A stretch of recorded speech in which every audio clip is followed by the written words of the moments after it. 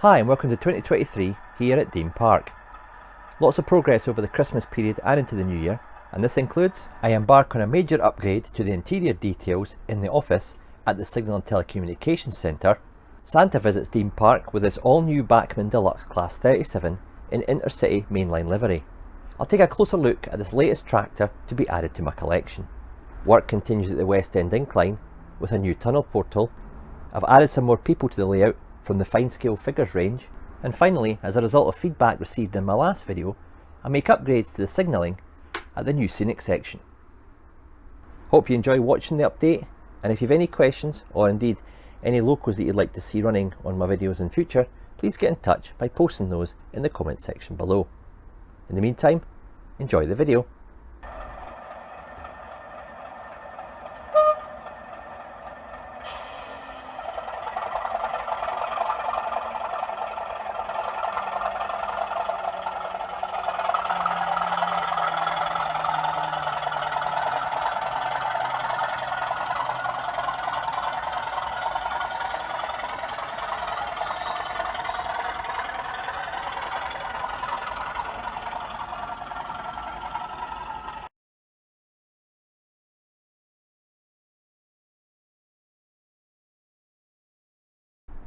My Signal and Telecommunications Centre is one of my favourite areas of the layout.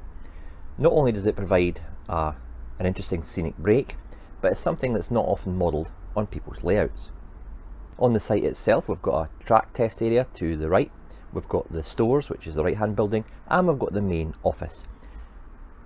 This office has got interior lighting, and also until recently had furniture just tentatively placed inside with the building placed on top. It wasn't as detailed or fully populated with interior furniture and details and indeed any workers. So what I'm going to do in this video is I'm going to look at putting a fully detailed interior into the office. Interior furniture is not something that's widely available from most of the small manufacturers within the hobby. Obviously I've got West Hill Wagon Works if I want to do some industrial or depot detailing, but apart from that, we're really struggling for example, interiors to station cafes, booking offices, signal boxes and offices. Which is a shame because I do like to detail those areas. I stumbled across 3D Printing Corner about, 12-18 months ago, and I found that they've got some good office furniture which will be ideal for my signal and telecommunications scene. Some of the furniture is a bit more modern for say a late 80s, early 90s scene, but this can be backdated. For example, the desk that you see at the left hand side there has got a small platform on the desk for say a monitor. That can be easily taken off and filed down to backdate the desk to an earlier period. An important stage of painting any surface, whether it be plastic, wood or metal, is to prepare the surface to have a painted top coat. And to do this, you're best to put some surface primer onto the bare plastic first. I'm using Tamiya surface primer here, and this is ideal for using with plastics. It's a very fine primer, so you've got to build up the coat slightly, and if you go too close with aerosol or stay too long in one area, it'll quickly puddle. So you've got to be very careful when using this surface primer. You can also use Humbrol primer. It's not quite as fine, but does the job as well. And there's other, obviously, manufacturers who do primer as well, including just standard Halford's grey primer. When painting, I use a couple of methods for holding the object. One, a cocktail stick with a bit of blue tack. The reason I've done this with the tables is I want to get underneath, and if I put it on a surface, I'd struggle to get the paint and the primer to the detail under the desk. So yeah, I've just put a bit of blue tack in the hole there where the drawer unit is, popped a cocktail stick in there, and once I've painted it, pop it in the foam to dry. Another method is getting a scrap piece of wood. I've used some Tamiya masking tape here, turned it on its back if you like, and then attached it with two other bits of Tamiya. And these are two sofas, and they just sit nicely and attach themselves to the surface. You can use blue tack, but it sometimes oozes out the side and covers some of the detail that you want to paint. It's really up to you. When painting from an aerosol or an airbrush with acrylics or enamel, it's important to take your safety into account, and I wear a mask for that to prevent me from breathing in any of the nasty chemicals that come off paint as you're spraying it. It's also important to shake the can vigorously before use, so you're really hearing the the ball bearing inside. I give it a good 2-3 minutes vigorous shake just to make sure everything's mixed up properly.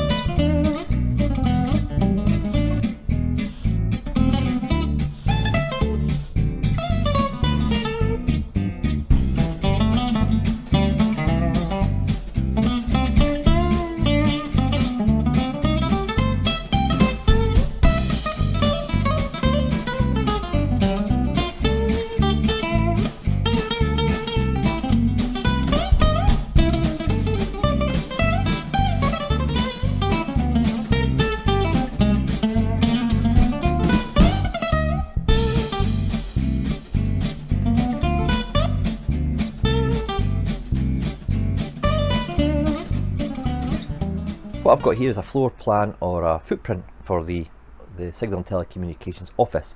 I've measured it all up and I've cut it, and it's just a bit of 1mm, 1.5mm MDF. And as you'll see on here, I've got it blocked off into separate areas. In offices in the 70s, 80s, into the 1990s, and indeed to this current day, we have a kind of open floor plan design, but it's all been kind of sectioned off with these partitions. And what I'm going to do with that is I've got bits of MDF, I'm going to glue them together at the corners to form those partitions. So looking at this one here, I've got a larger work area there with a small gap so the workers can communicate with colleagues on the other side at a smaller workstation. There's a gap here because there's a fire exit there, which is present on the interior wall of the office. This is the rear door entrance here. This area is a separate office or a storeroom, and there's door access around about here. And I've got another partition here, and the main door being at the front there. This area at the side here will be a kind of maybe waiting area. There'll be some lockers, maybe a couple of sofas for people to sit and have a break, a coffee machine, a table or whatever. Just a kind of more relaxed area where this is the working environment. I've now covered that floor plan in some Scale Model Scenery's textured paper to represent carpet tiles. I'll put the link to that product in the description below. This all kind of comes pre-detailed and I suppose weathered, if you like, with darker and lighter areas. You can probably see that on the camera. And I just mounted it to the MDF using some 3M spray mount. And then once I'd done that, I put it on, and then I waited for it to dry, and then I cut round the edges to match the shape of the footprint.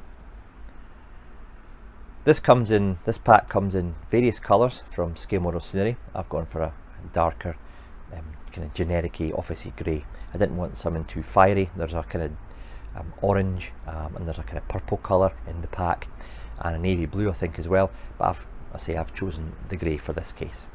What I've done now is I've taken those bits of the wood that I showed you in the previous clips for the partitions, I've glued them at the corners, I've primed them a couple of times, sanding it down in between coats with a very, very smooth piece of wet and dry.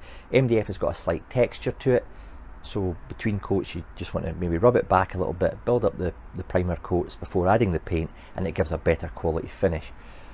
I've then top coated it in Tamiya XF80, which is a kind of lifeless grey colour, really uninspiring and really 1980s office-like. And I'll just be gluing them onto the top of the carpet tiles in position that I showed you on the previous one with the plan, and then we can then start to populate the office with some furniture. I've come down to my office to work on the office. I've put the partitions in place now, just attached them with a little bit of super glue. I used Rocket Rapid in this case, and just pressed them and held them in position until they grabbed onto the base. I've tweaked it ever so slightly. I've moved this partition toward the front of the building, giving a wider section in the middle, and put an extra partition in there just to give me more efficient use of the space, and I'll be able to get an extra desk and some office furniture in the scene as well.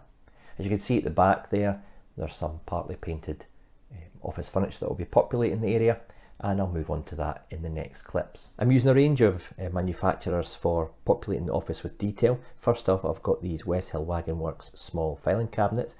Ideal for an office, a workshop, or indeed a depot facility. I'll put the link to these in the description below. Here I've got some kits from 3D Printing Corner. At the left we've got some storage drawers and a cupboard. Both are painted in Humbrol 64 with an acrylic paint pen to pick out the handles. At the back I've got some of the lockers that I've bought.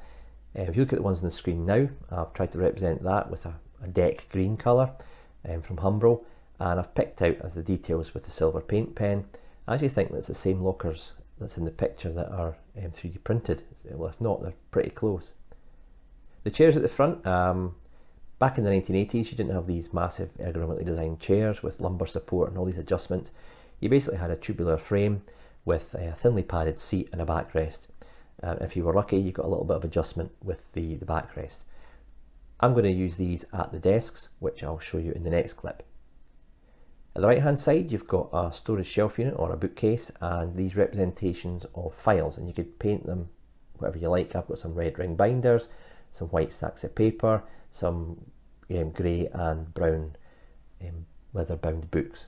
At the right hand side, and I've got one on the shelf as well, you've got the representation of these big storage boxes that have got the magnetic lid on them, and you can populate the shelves a variety of ways depending on what you want with the items that you get with the kit.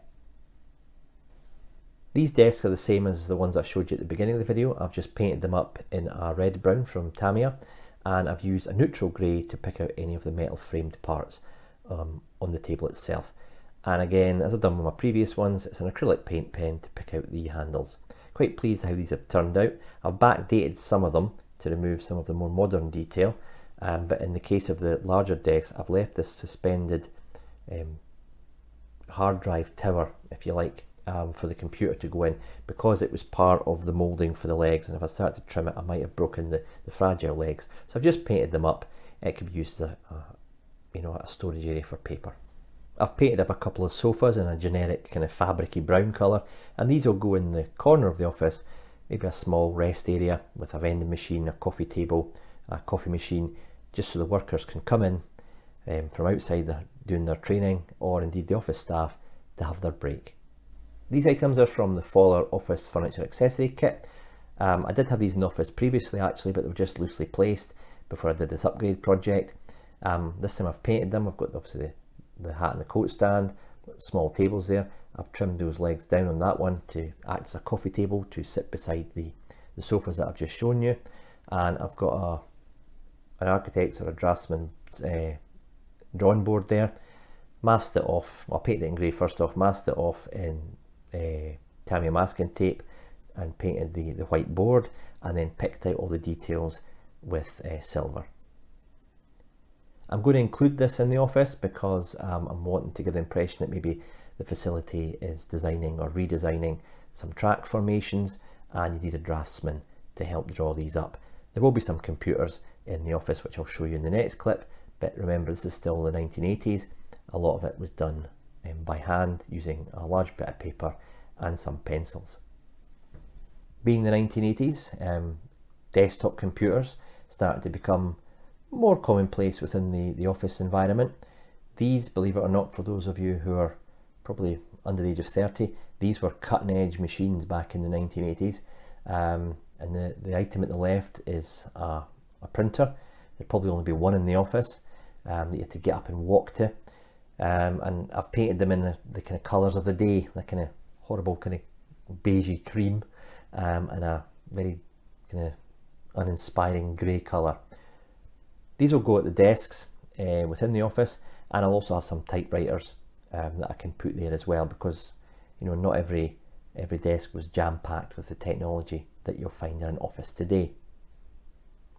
These are from West Hill Wagon Works, and the link for these will be in the description below.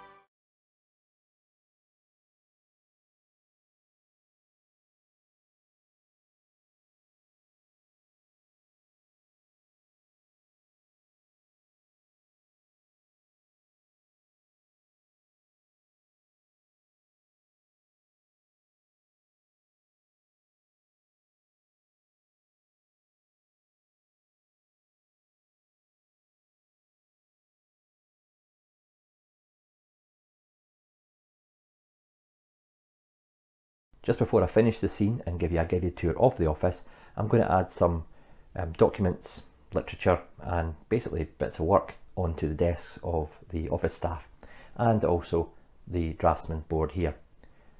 I went online and had a look at some BR documents that might have been used in a signal and telecommunications office, and I've shrunk them down and printed them out onto white card.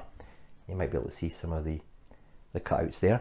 I also come up with a couple of little documents that I've made up myself. Images on the screen are the kind of thing that I'm going to be adding to the desks. I'm just going to apply that with a small smear of Pritt stick on the back, and I'll just place them on the desks and push them down.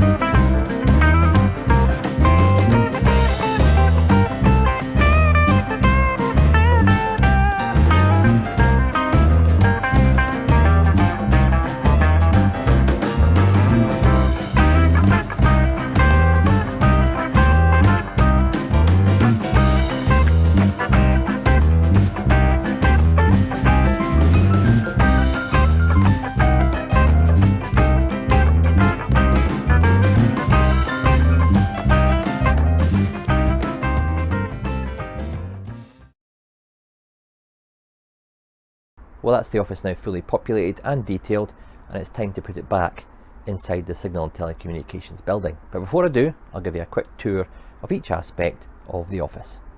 Right, first off, this office here, this chap here is from Fine Scale Figures, and on his desk he's got a typewriter, a computer and some generic kind of worksheets there. He has the possession of the printer in the office, and it's sitting on his cupboard unit there, and he's got some plan of a new station layout on his drawing board there. Just at the back we've got a gap here, and that's for the fire exit, so there's a fire extinguisher there, some of the filing shelf unit and a filing cabinet, and if I turn the office round ever so slightly you'll see into the office section here with the desk. Again, some information on his desk with a computer. He's not at his desk just now, I think he's the chap round at the filing cabinet there. The back office, he's not even got a computer on his desk, he's obviously just a junior. He's got a typewriter, some storage, a massive kind of fax machine and an unused computer there. There's no seat at this desk. I've kind of given the impression that this desk is just basically getting used for storage. Turning the office around a bit more, I've got some more kind of vestibule area here. The rear entrance to the office is at this section here. So some more drawer units, and you'll notice this chap is putting a file back in the drawer. Round to the final part of the office, you can see I've got a small coffee machine there sitting on top of a cupboard unit next to a fire extinguisher. I've got a Gauge Master vending machine there, you get them in a pack of 2, and I've got my lockers at the far right there. This is a gap here because there's a door for access to this private office bit that's at the back of the building. Sofa and a wee coffee table there for an employee taking 5 minutes break or somebody waiting at reception, and I've got a hat and coat stand there. I've not bothered detailing this section. You'll not be able to see that through the building because there's no windows at that part, and you'll see what I mean when I put the interior inside the office. I could detail it if I want, but it'd really be wasting my time because I'm not going to see any of it. Right, I'll flip the building up and I'll let you have a look at how I've done the wiring for the lights. It was quite a fidgety job because underneath you've got the 2 main running lines. I had to feed the wires back in.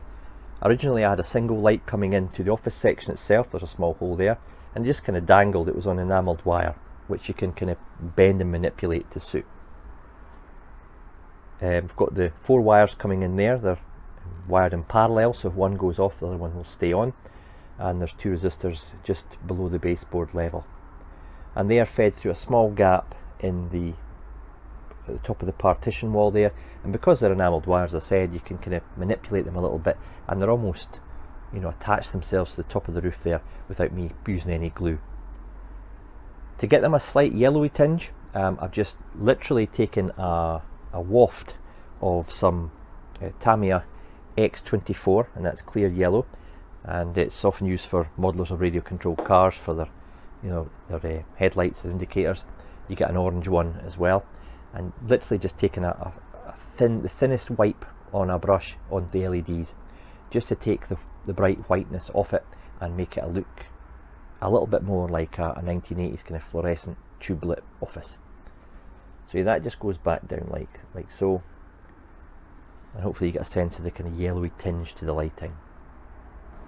It's time to put the office now inside, so flip that up. This has been cut to fit the office quite neatly, so what I'll do is I'll pop that down in the position, hopefully, and then it's a case of just manipulating it a little bit.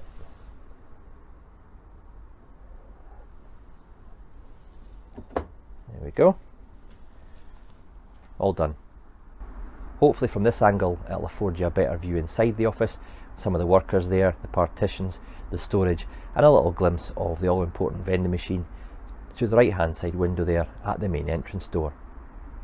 I'll put the lights on the layout off and it will give you an even better impression of what it looks like in the dark. With this would obviously be the outdoor lighting around the car park, so I'll switch that on and it will give you a more rounded view of what it looks like at night. I really am quite pleased how this has turned out actually, especially the upgraded lighting inside the office. It just helps, you know, show the office furniture and details off a lot more. Okay, it was lit before, but it was a bit dull, and you know, the detail inside was minimal. I just feel it gives the whole kind of scene, the whole Signal and Telecommunications Centre, more of a realistic, busy kind of environment and feel about it. So yeah, I really am pleased that I've undertaken these upgrades.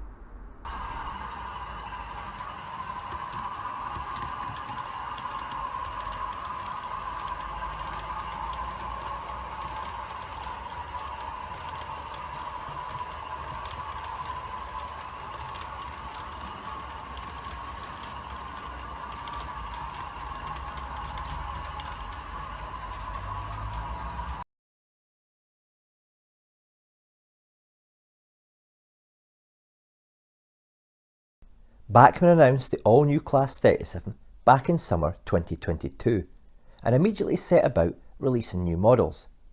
I had to wait till the autumn to receive my first Scottish variant, which was 37012 Lochranich, and that's a kernel exclusive model. The model in front of me now is my first 37 subclass 4 using the new Bachmann tooling. The Class 37s from Bachmann are available in 3 trims: Standard, Sound Fitted and Sound Fitted Deluxe. This model is a Deluxe with the upgraded glazing, Zemo decoder and rotating fan and wears the very smart mainline livery, the loco receiving this actual paint scheme in August 1988. As mentioned, 37401 is a subclass 4 loco, of which 31 were converted, these being operated in Scotland and Wales. One of the upgrades made during these conversions was the installation of electric train heating capabilities.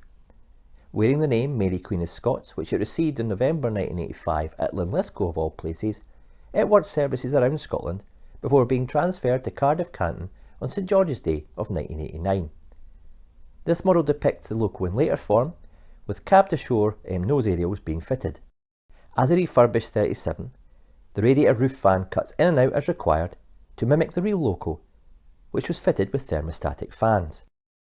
This loco really looks the part and is a fine addition to my Scottish Class 37 fleet, which surprisingly only numbers 11. More will be added later this year when the Accurascale Class 37 subclass Zeros arrive, and I'm sure Bachmann will tempt me with some more releases as well. Let me know what you think of this new Bachmann model in the comment section below. Okay, this tunnel portal follows the same construction method as my previous portals. It's quite a high portal because it's got to have a room for the OHLE, and we've got an incline going away there, so as it goes into the tunnel, the gap between the roof and the track bed becomes a bit greater. If I just take it out just now, it's just been primed, it's not detailed in any way. There'll be a concrete plinth running along there, and you've got the two buttress walls running either side, and it will be painted in the same engineer's blue brick as the retaining wall at this side. I've removed the portal to give you a better idea of how I've constructed it. Looking around the back, you'll see I've got a series of 2mm MDF archways that have been glued together at both ends there, and these will hold the Southeastern fine cast plain brick arches in position, and these will be glued as well to the side walls, which I've just made from 18mm plywood that I had lying around. There is brickwork on the back of the wall. I'll have a slight embankment coming down from the raised section to the back of the portal, so it's important to show some detail with the brickwork there. I like to give my tunnels quite a bit of relief with the depth of the interior.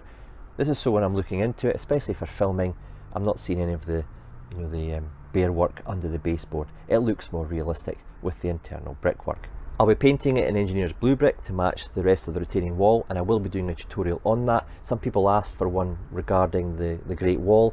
I did have some clips to show you. Unfortunately, I must have deleted a few of them, so I couldn't give a cohesive how-to on how I actually went about that. So I will remember to do it this time with the blue brick, the mortar washes, and the Tamiya weathering masters to give it that worn, weathered down look. But that will be coming when the weather gets a bit warmer, so looking into March into April for that.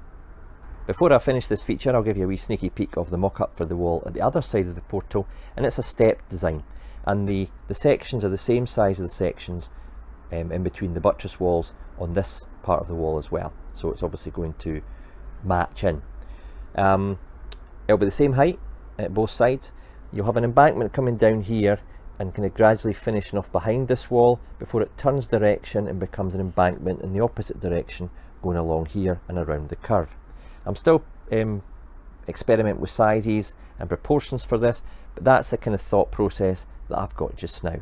This will give it quite a bit of line side room here as well, and I might have a line side hut and obviously some shrubbery and bushes and weeds as the embankment takes hold.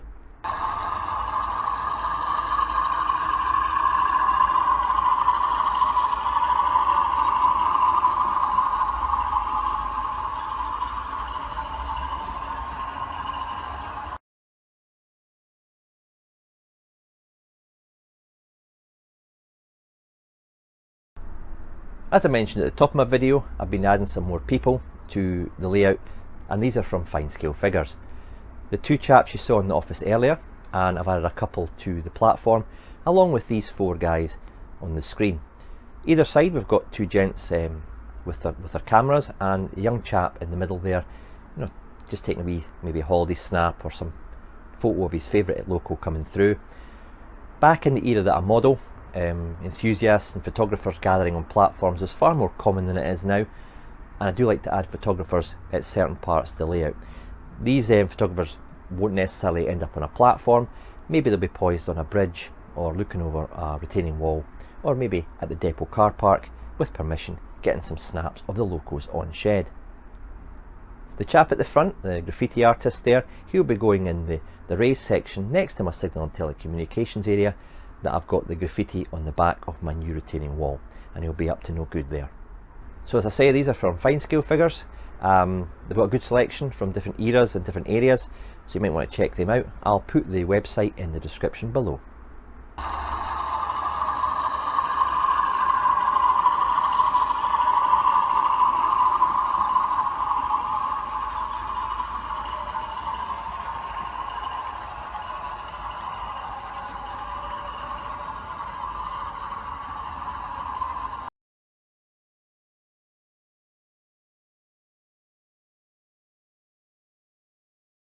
In my Pack December update, the link to which will be at the end of this video, I introduced a new signal on Dean Park. This was a 3-aspect CR signal with a PLS indicator. This indicator has 2 white lights that illuminate when the line is set to go into the siding to the left. This is controlled via my Pico twin microswitches attached to my PL10E Pico point solenoid motors. This is all linked to the Heathcote electronic boards that I use for all my signalling. However, when the point was set to go into the siding, the green aspect stayed on. Immediately after my video aired, I received a few comments saying that this signal should be set to red, the driver being allowed to pass a signal at danger when the indicator was lit, but only as far as an obstruction, in my case, the end of the siding at the buffer stop. After much head scratching and emails back and forth between Clive at Heathcote and I, we managed to get the signal working in an authentic way. Now when the point is set to go into the siding, the 3-aspect signal goes to red and the indicator lamp is illuminated. Now I'm fairly well versed in electrics, but when it comes to electronics, that's more of a dark art for me. So thanks to Clive and also to Stephen Rogers, who got in touch to talk me through the process. It involved adding 2 diodes into the circuitry. Don't ask me how, I just followed Clive's lead. I was going to leave it in the original setup, but you know me, I like the detail to be right. So I set about sorting it, and I'm really glad that I did. Thanks to those who pointed out the error in my last video. There's always going to be modelers out there who've got a stronger knowledge in particular areas than I do, so it's great to be told when there can be improvements made to what I've done, and if possible, I'll try and make those improvements.